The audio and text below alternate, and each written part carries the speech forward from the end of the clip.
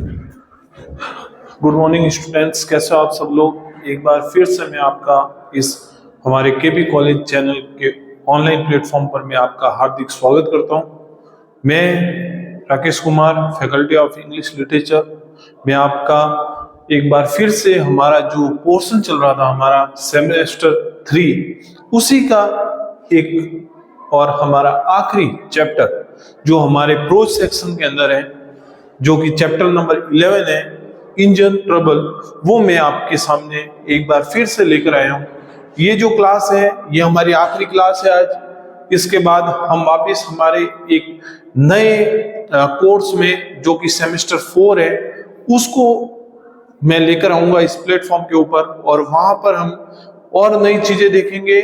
क्या नई नई उसके अंदर जो कोर्स है हमारा जेएनयू के अकॉर्डिंग, उस सिलेबस के अकॉर्डिंग हम उस कोर्स को भी क्या करेंगे, इस ऑनलाइन प्लेटफॉर्म पर पूरा करेंगे। ठीक है, सबसे पहले मैं इंट्रोडक्शन दे देता हूं। जो क्लास है वो है सेमेस्टर 3 की, जो कि इंग्लिश लिटरेचर की क्लास है। ठीक है, और जो हमारी यूनिवर्सिटी है वो जय नारायण व्यास है। जय नारायण व्यास यूनिवर्सिटी जो कि जोधपुर है, उसी का हमारी जो एक बुक थी, प्रोज सेक्शन था, उसी प्रोज सेक्शन का एक ऐसे है, और ऐसे का जो चैप्टर नंबर है वो है 11। चैप्टर नंबर कौन सा है? 11, जो कि हमारा आखिरी चैप्टर है, जिसका नाम क्या है? Engine trouble. इंजन ट्रबल, जो कि किसने लिखा है? आर.के. नारायण ने। आर.के. नारायण ऐसा माना जाता है कि इंडियन लिटरेचर के अंदर बहुत ही बड़े व्यक्ति थे। कई सारी हमने मूवी देखी है जिसमें आर.के. नारायण की कहानियों से ली गई है। उनका जो कहते हैं ना कि रोल है जो मूवी का, वो आर.के. नारायण की कहानियों से लिया गया है, वहां से उठाई गई है। क्योंकि आर.के. नारायण की जो कहानियां थी वो बड़ी ही पसंदीदा कहानियां थी लोगों को, और लोग इनकी कहानियों को काफी पसंद करते थे।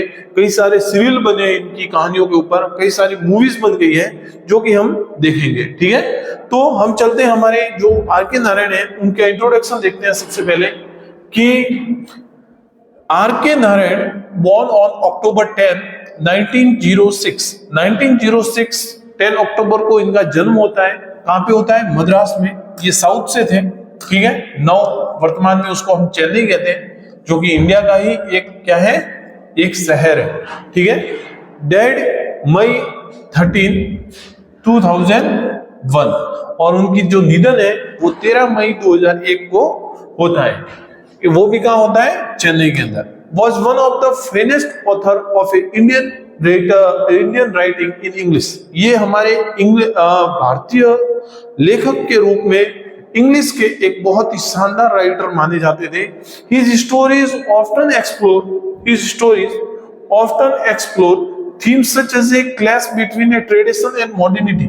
इनकी बहुत सारी जो पोएम्स थी, बहुत सारी जो इनके जो लिखने की जो थीम थी, वो वर्तमान की मॉडर्निटी और जो कि ट्रेडिशन, जो कि हमारा परंपरागत हमारी जो संस्कृति है और जो वर्तमान की जो संस्कृति है, उन दोनों के बीच का जो एक टकराव किस रूप में होता था, उसके ऊपर इनकी ज्यादातर कहानियां हमें देखने को मिलती है। इंडिविजुअल फ्रीडम, जो स्वतंत्रता है, उसके ऊपर, and the dynamic of Indian family life, और भारतीय जो लोगों की जो पारिवारिक जो जीवन है वो किस तरह का होता था, उसके ऊपर हमें इनकी कहानियां देखने को मिलती है। His style is marked by general humour, gentle irony and simplicity. इनकी बहुत सारी जो कहानियां हैं वो सिंप्लिसिटी, एकदम स्वच्छ स्वभाव से, कुछ ऐसी ध्वंदात्मक है जहां पर कुछ परेशानियां हैं भारतीय जो समाज की, वो है। तो ऐसे ही मिलाकर इनकी कहानियों में कुछ ऐसे हमें टॉपिक्स देखने को मिलते हैं जो कि वास्तव में वर्तमान जो भारतीय जो समाज है उसके अंदर हमें देखने को मिलता है। Hand in hand with a pioneering Indian novelist Mukul Raj Anand and Raja Rao, क्योंकि जो मुकुल राज आनंद और राजा राव है वो इनके समकालीन थे। And Narayan laid the foundations of a novel as a genre in Indian literature. और नारायण ने, आर.के. नारायण ने क्या किया, भारतीय साहित्य में क्या किया, इनकी जितनी भी कहानियां थी तो वहां पर एक नए जनर का उसका क्या किया, इन्होंने निर्माण किया। Whereas Anand focus on A social, जहां पर आनंद किस पर फोकस करते हैं? समाज पर, रियलिज्म, समाज का जो वास्तविकता है उस पर फोकस करते हैं।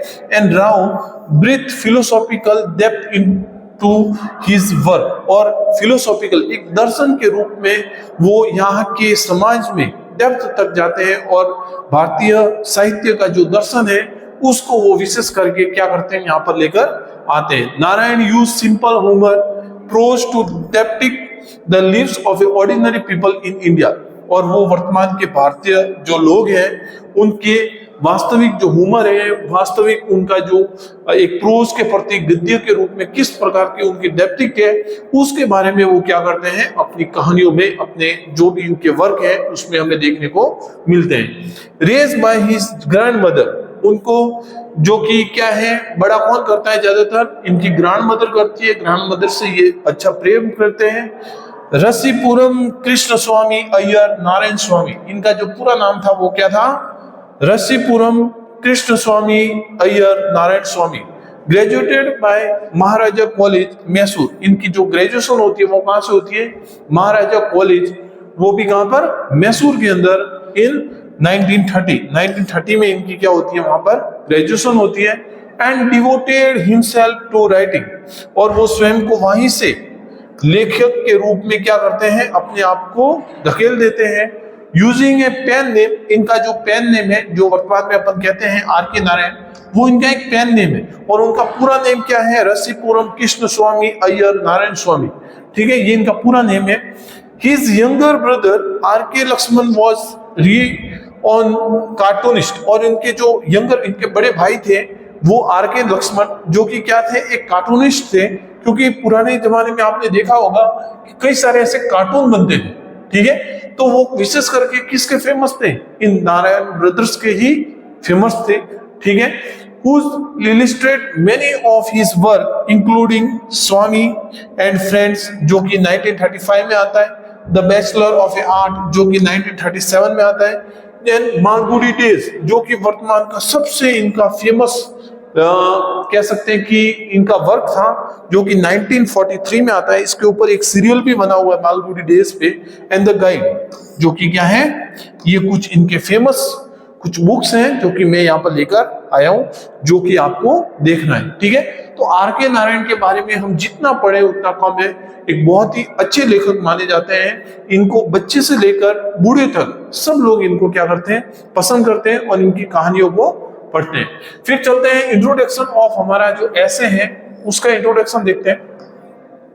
In the short stories Indian trouble, the protagonist narrator known as the talkative man, कि इस कहानी में हमें एक प्रोटैगनिस्ट है जो कि क्या है, एक टॉक्टिव मैन है, वहां से achieve success in A carnival event, जो कि क्या है, एक कार्निवल इवेंट में जाता है, और वहां पर वो किसी चीज के ऊपर क्या करता है, एक जीत पाता है, and acquire a road engine, और वहां से उसको उस जीत के रूप में जो प्राइज मिलता है वो क्या मिलता है, रोड इंजन मिलता है, फ्रॉम ए राफेल ड्रॉ, जो कि एक वहां पर एक राफेल ड्रॉ होता है जिसमें इसको एक जीत के रूप में उसका जो प्राइज है वो क्या मिलता है, एक रोड इंजन मिलता है। However, his victory swiftly transformed into the distressing situation when the narrator is asked to figure out how to transport the heavy engine into his residence. अब क्या है कि वो इंजन जीत तो जाता है, लेकिन उसके सामने एक समस्या आ जाती है कि वो किस तरह से इतने भारी भरकम इंजन को अपने घर तक लेकर जाए, और अपने घर पर कहां पर वो रखे, उस रेजिडेंस में जहां पर वो रहता है। तो ये एक उसके सामने एक समस्या आ गई थी। The narrative humorously outlined the sequence of an event in which the talkative man navigated through various predicaments and surprise and delay his endeavors to address the unexpected dilemma he find himself engaged in। कि इतनी सारी चीजों के बाद जब वो engine को लेकर चला जाता है तो उसके साथ और भी बहुत सारी समस्या होती है, किस तरह की परेशानी आती है, किस तरह से उस टॉक्टिव मैन के साथ ये समस्या, एक जीत की जो एक प्राइज था वो कैसे उसके लिए एक समस्यात्मक प्राइज बन जाता है। तो इसके ऊपर ही ये पूरी कहानी जो कि हम आर के नारायण की जो पढ़ने जाएंगे यहाँ पर, इंजन ट्रबल, ठीक है। Engine trouble is a novel, ये एक विशेष करके एक नॉवेल है जो कि किसके द्वारा लिखी गई है, आर के नारायण के द्वारा, ओरिजिनली पब्लिश इन 1972, और वास्तव में ये कब पब्लिश हुई थी? 1972। Engine trouble was publish in R K. Narayan famous collection Malgudi days. Malgudi days में इसको पब्लिश करवाया गया था। And the story of a novel explore the theme of luck and responsibility, और इसकी जो मेन थीम है वो क्या है? लक और रेस्पॉन्सिबिलिटी, कि उसका लक था कि वो प्राइज जीतता है, और उसकी रेस्पॉन्सिबिलिटी क्या थी कि उस इंजन को वहां रेजिडेंस से हटाए, क्योंकि और किसी को वहां पर परेशानी उस इंजन के द्वारा ना हो। तो ये उसका एक इंट्रोडक्शन है जिस कहानी को हम पढ़ाएंगे यहाँ पर। फिर चलते हैं हम इंट्रोडक्शन ऑफ कि इसकी जो आउटलाइन है हमारी इस कहानी की, कहानी क्या कहती है, कहानी क्या है, उसके बारे में हम देखते हैं। R K. Narayan engine trouble being the fair, एक आर.के. नारायण का जो इंजन ट्रबल है उसके अंदर एक फेयर की बात की गई, एक मेले की बात की गई है, which held in small village, जो कि मालगुडी नाम का एक छोटा सा गांव था। वहां पर क्या होता है, इसका ऑर्गेनाइज होता है, जहां पर एक छोटा सा मेला लगता है। A fair like an event held mostly small villages in India, और ऐसे छोटे छोटे मेले हमारे भारत के बहुत सारे गांवों में लगते रहते हैं और आज भी लगते हैं। People come ride on A machines purchase toy, और वहां से लोग क्या करते हैं मेले में विभिन्न प्रकार की कोई नई नई मशीनें हैं, कोई बच्चे क्या करते हैं खिलौना लेते हैं, महिलाएं कुछ अपना जरूरती सामान लेती हैं, उसके अलावा भी ऐसी बहुत सारी मिठाइयां हैं, ऐसे बहुत सारी चीजें उस मेले में हमें देखने को मिलती हैं, जो कि हम हमारे मेलों में अक्सर देखते हैं। ठीक है। Once upon a time narrator goes a fair village where lottery games are going to started, और हम देखते हैं कि ऐसे बहुत सारे लॉटरी गेम्स हमारे उस मेलों में लगते भी हैं, लोग जीतते भी हैं, लोग पैसे हारते भी हैं। ठीक है, बहुत सारे प्राइज भी होते हैं। तो एक टाइम की बात है, जो हमारे नरेटर है वो भी मेले में जाते हैं और वहां पर वो भी इसी लॉटरी गेम के अंदर क्या करते हैं, पार्ट लेते हैं। There are a lots of lottery prize for a winner like a fan, pressure cooker, ऐसे बहुत सारे वहां पे प्राइज थे, जिसमें प्रेशर कुकर है, फैन है, कोई चेयर है, कोई और भी घर की जो जरूरत सामान है उसको वहां पर लगाया गया था। लेकिन एक बिगेस्ट प्राइज था जो कि एक टॉल के द्वारा ढका हुआ था, जिसमें क्या था, ये इंजन। ठीक है, और वो किसको मिलने वाला था, जो फर्स्ट नंबर पर आता, जो नंबर 1 पे आता उसको मिलता। तो उसने क्या किया, जैसे ही अपनी लॉटरी को खोला तो उसको क्या हुआ, बहुत सारे लोग उस बिग प्राइज के लिए क्या सब कर रहे थे कि भाई एक सस्पेंस था कि इसके नीचे पता नहीं क्या है, स्टॉल के नीचे, और ये प्राइज सबसे पहले नंबर वाले व्यक्ति को मिलेगा। तो एक लालसा थी सब लोगों के प्रति। A lots of people are fair were purchasing lottery ticket, बहुत सारे लोग लेते हैं उस टिकट को, win number for a 1 prize. ठीक है, the narrator purchase a lottery ticket for himself, narrator भी हमारा क्या करता है, अपने लिए टिकट खरीदता है। अब नरेटर के क्या है कि वो नंबर लग जाता है, उसको वो बड़ा प्राइज मिल जाता है। जैसे ही वो क्या करता है, उस ब्लैक बैंकेट को उस प्राइज से हटाता है, तो उसको दिखता है कि उस ब्लैक बैंकेट के नीचे एक बिग रोड रोलर का क्या था, इंजन था, एक बड़ा क्या था, रोड रोलर का इंजन था, विच he won in A lottery, जो कि वो किस में जीता था, लॉटरी में। The narrator was shocked to see the road roller engine as doesn't know what to do with it। अब क्या है कि वो जैसे ही उसको देखता है तो वो चौंक जाता है कि अब मैं इस रोड रोलर के इंजन से मैं क्या करूंगा, मेरे किसी काम का नहीं है क्या, भाई मैं कोई ठेकेदार हूं रोड का, जो कि क्या है मेरे रोड बनाने में काम आएगा। या अपन होते ना कि भाई अपनी जो चीजें अपने काम की नहीं और वो ही खुल जाए, तो अपन एक बार वो सोचते हैं कि यार ये अपने लिए तो किस काम की, अपन इसका क्या करेंगे। तो वैसे ही उसके साथ भी होता है कि मैं अब इसका क्या करूंगा। ठीक है, but he doesn't know how to he is going to bring it home. अब क्या है कि उसको एकदम से ऐसा टेंशन होता है कि मैं इसको घर पे कैसे लेके जाऊंगा, क्योंकि बहुत भारी भरकम इंजन था रोड रोलर का। ठीक है, the narrator was enjoying in a fair but he is not a trouble since he won the road roller. वो बेचारा तो एंजॉय करने आया था मेले के अंदर, लेकिन उसको क्या पता कि ये लॉटरी उसके लिए एक सजा बन जाएगी। अब वो बेचारा टेंशन में पड़ गया कि ये जो इंजन है ये मैं घर पे कैसे लेके जाऊंगा, क्योंकि वो जो लॉटरी वाला था उसने कहा कि भाई इस इंजन को आप यहाँ से हटा दो, क्योंकि आपने ये इंजन को जीता है। It is because he is thinking about only thing and that he is how he is going to take the engine to his home. अब उसके दिमाग में सिर्फ एक ही चलता है कि किस तरह से वो उस इंजन को क्या करे, मेरे घर तक मैं लेकर जाऊं. अब उसके दिमाग में यही समस्या थी. The next day narrator goes to his engine and saw a notice letter of a municipal corporation. लेकिन दूसरे दिन जैसे ही वो अपने इंजन को देखने के लिए वापस उसी जगह जाता है तो म्युनिसिपल कॉर्पोरेशन के द्वारा उसको एक नोटिस मिलता है, जिस नोटिस के अंदर क्या लिखा है, in notice letter municipal corporation is demanding 100 rupees monthly from the narrator as he is using government land for his engine.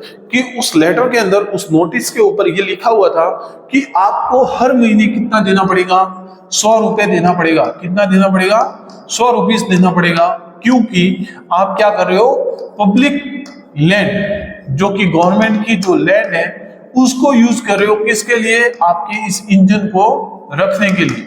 इसलिए आपको हर महीने जो म्युनिसिपल कॉर्पोरेशन है वो आपसे 100 रुपए क्या करेगा, चार्ज करेगा.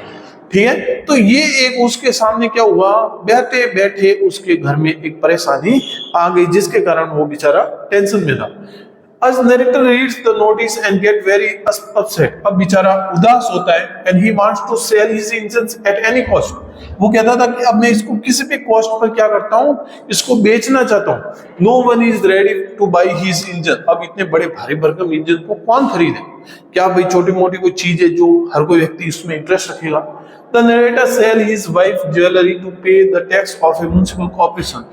वो बेचारा अपनी वाइफ की कुछ ज्वेलरी थी, कुछ आभूषण थे, उसको भी बेच देता है ताकि उसका टैक्स भर सके. 3 months have been passed. 3 month हो चुके थे, but still engine it at the same place. लेकिन वो इंजन 3 महीने में भी वहां का वहां ही पड़ा था. अब उसके ऊपर कितने चार्ज लग गए थे, 300 रुपीज का चार्ज चढ़ गया था म्युनिसिपल कॉर्पोरेशन का. ठीक है. Finally, narrator received a one more notice from a municipal corporation to remove his roller within 24 hours. अब उसको एक और नोटिस मिलता है कि 24 घंटे के अंदर तुम क्या करो, अपना रोलर को हटा दो, वरना तुम्हारे साथ क्या होगा. The narrator is very sad and upset. He decide to go to a temple. अब बेचारा भगवान के पास जाता है, मंदिर में जाकर क्या करता है, भगवान से हेल्प मांगता है और उसको भगवान को कहता है कि तुम ही अब मेरा क्या हो, एक सहारा हो, तुम इसको हटाओ. There he tells his sad story at the Pandit of a temple. वहां के पंडित को वो सुनाता है अपनी पूरी कहानी. पंडित उससे कहता है कि he use an elephant of a temple. कि तुम मंदिर का जो हाथी है उसको यूज कर लो, चाहे शायद इससे हट जाएगा वो engine for a government land. ठीक है. The narrator is happy. अब इस बात को सुनकर नरेटर खुश हो जाता है, क्योंकि उसको लगा कि हाथी ही एक ऐसा व्यक्ति है जो कि क्या कर सकता है, उसके उस इंजन को गवर्नमेंट की लैंड से हटा सकता है.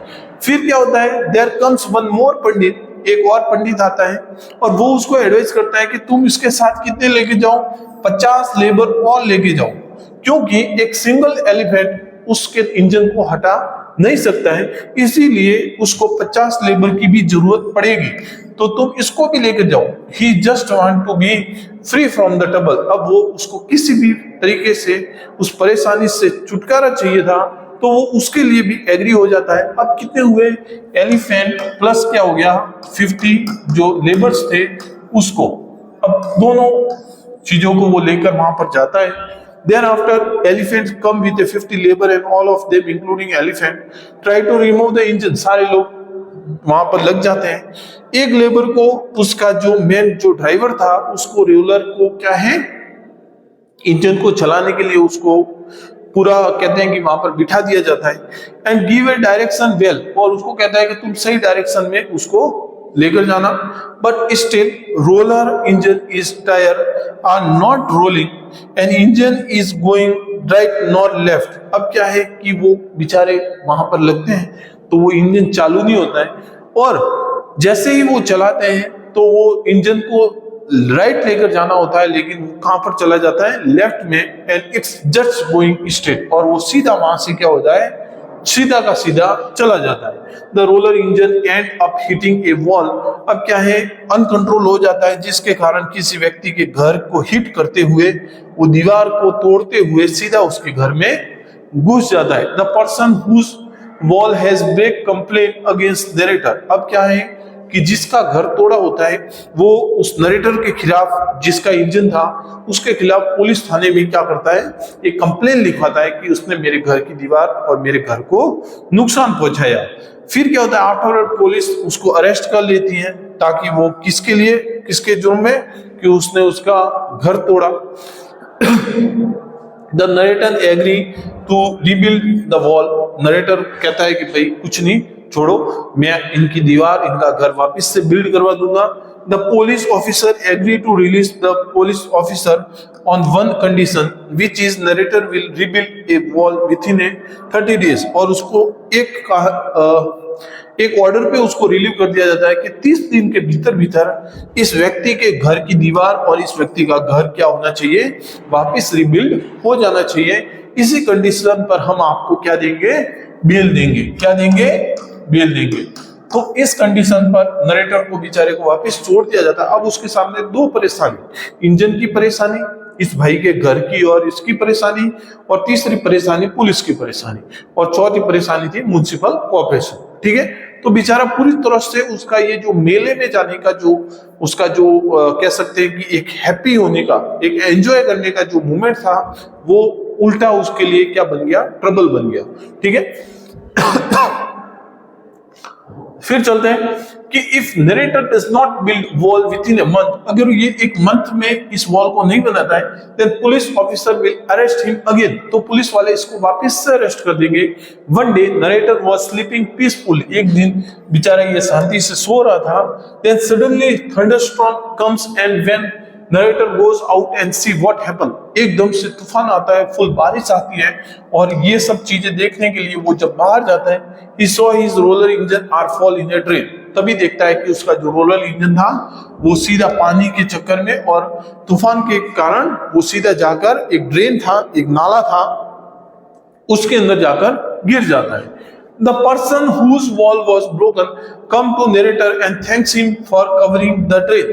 अब जिसकी दीवार तोड़ी थी, जिस व्यक्ति की, जिसका घर तोड़ा था, वो व्यक्ति उसके नरेटर के पास आकर कहता है और उसको थैंक्स देता है कि तूने क्या किया, इस ड्रेन को, इस नाले को क्या कर दिया, कवर कर दिया, ढक दिया।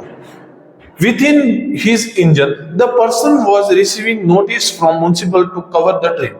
क्योंकि उस पर्सन के, जिसके दीवार तोड़ी थी, उसके पास क्या था, म्युनिसिपल कॉर्पोरेशन के द्वारा क्या क्या था, बार बार उसको एक नोटिस मिल रहा था कि तुम किसी भी तरह से इस कवर को क्या करो, इस ड्रेन को कवर करो। But he wasn't cover it, क्योंकि उसके पास ऐसा कोई साधन नहीं था या इतना बड़ा कुछ नहीं था जिसके कारण वो क्या कर सके, उस नाली को भर सके।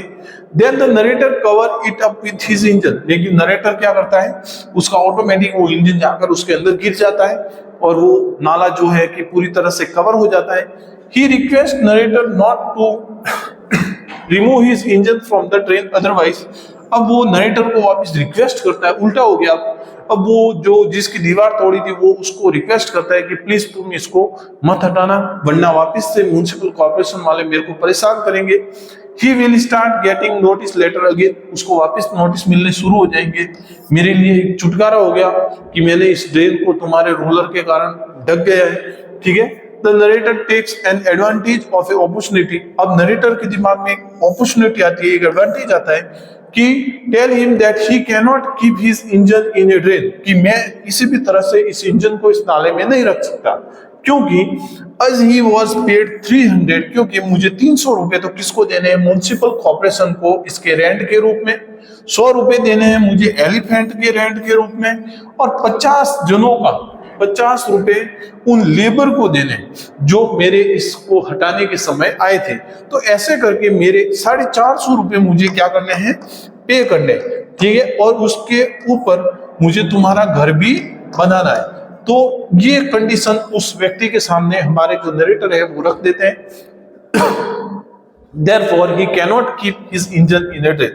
और इसी कारण से वो कहता है कि इस इंजन को बेचकर ही मुझे ये सब चुकाना है, तो इस कारण से मैं इंजन को यहाँ पर नहीं रख सकता। Thereafter the wall man repay all the debt of a narrator। लेकिन वो जो व्यक्ति था वो कहता है कि मैं तुम्हारा ये सारा कर्जा मैं क्या कर दूंगा, दे दूंगा, और तुम्हें मेरे घर को भी वापस बनाने की कोई जिम्मेदारी नहीं है, क्योंकि मैं पुलिस वाले के पास जाकर कंप्लेन को क्या कर लूंगा, वापस ले लूंगा। ठीक है, तो तुम्हारे लिए क्या होगा कि इस इंजन का भी क्या हो जाएगा, छुटकारा मिल जाएगा, और मेरे लिए भी क्या हो जाएगा, परेशानी मिट जाएगी ट्रेन की, और तुम्हारे ऊपर से सारा जो लोन है वो मैं पे कर दूंगा। इसी प्रकार से at the end of a story, इस कहानी के अंत में नरेटर को क्या है, इस रोड रोलर इंजन से क्या मिल जाता है, छुटकारा मिल जाता है, सारे जो कर्ज था वो भी चुकता हो जाता है, और इस तरह से वो इस परेशानी से क्या हो जाता है, मुक्त हो जाता है। इस तरह से ये एक जो कहानी थी आर के नारायण की, जो कि हमने यहाँ देखी कि किस तरह से एक इंजन इसके लिए क्या बन जाता है, ट्रबल बन जाता है, परेशानी का कारण बन जाता है। तो ये एक बहुत ही खूबसूरत कहानी थी हमारे आर के नारायण की, जो कि आई होप कि आपको समझ में आई होगी। आप लोग देखिएगा इसको अपने जो भी आपके पास मैटर है उससे।